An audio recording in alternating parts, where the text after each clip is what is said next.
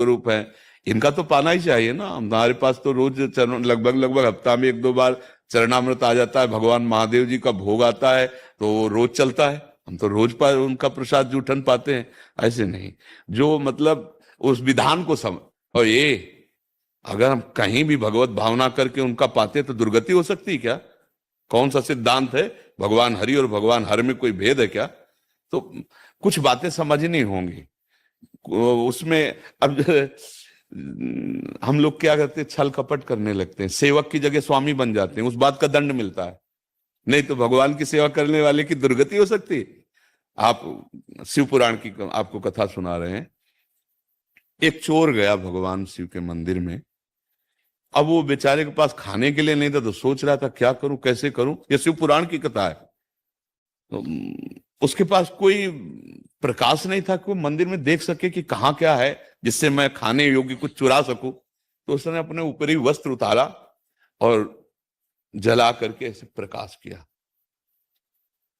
वहां उसको भगवान के जो कुछ आरती पूजा के पात्र थे वो उठा ले गया।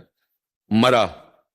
जब मरा तो भगवान शिव के मंदिर में एक कुछ मिनट प्रकाश करने के प्रभाव से उसको भगवान शिव के सामने पेश किया गया। यमराज ने भगवान शिव के सामने कि आपके मंदिर केवल इतने पुण्य, वो पुण्य नहीं है, वो तो चोरी के लिए प्रकाश। वह एक कुबेर बना, पढ़ के देख लेना, शिव पुराण में लिखा है। शिव पुराण में जब उसको भगवान शिव ने कहा इसको राजा बनाया जाए, तब उसकी स्मृति जागृत हुई कि एक वस्त्र को जलाने के प्रकाश से मुझे राजा पूरे नगर में शिवालय होना चाहिए और हर शिवालय में अखंड घी का दीपक होना चाहिए। उसके परिणाम स्वरूप कुबेर पदवी में आज भी बैठे हुए भगवान शिव के मित्र बने। यार, भगवान शंकर जैसा उदार दाता और उसकी सेवा करने वाला नरक को प्राप्त हो कुत्ता बने। कहाँ की बातें पढ़ ली, किससे सुन ली? अब जब बातें रहस्य में नहीं आ रही, हम फिर भी कह रहे स्वामी नहीं बनना है। स्वामी के लिए जो वस्तु है एक बार सामने उनको अर्पित करो और इसके बाद प्रसादे सर्व दुखा नाम हानि रस्सी उपजाते।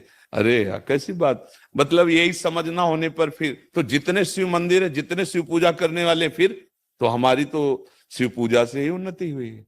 हम शिव पूजा से ही आज जो कुछ प्राप्त कर पाए हैं, तो हम कैसे बात मान लेते हैं? इनकी बात जाने दो। हम कह रहे तुम अंगूठे में ऐसे भावना करके करो, अभिषेक मुक्ति हो जाएगी। शिव भावना तो करो तुम। बालू की शिवलिंग नहीं बनाया जाता। अरे यार, कभी ऐसी बातों में बात उसको अंतर की बात समझना। शास्त्र में लिखा है, उसका कुछ रहस्य होता है, वो बिना भजन के नहीं समझ में आता है। शास्त्र तिजोरी है और जहां तिजोरी होती है वहां भूल भुलैया के कई मार्ग रखे जाते हैं कि वहां तक असली आदमी पहुंच पावे, नकली ना पहुंच पावे। तो इसलिए कहा जाता है कि बिना गुरु के ज्ञान नहीं होता, बोध नहीं होता। तुम निश्चिंत रहो और भगवान शिव की आराधना करो और सेवक रहो। सेवक है, हम एक बूंद पानी भी उनको अर्पित किए बिना नहीं पी सकते। बस तुम्हारी जय हो जाएगी। कोई पराजय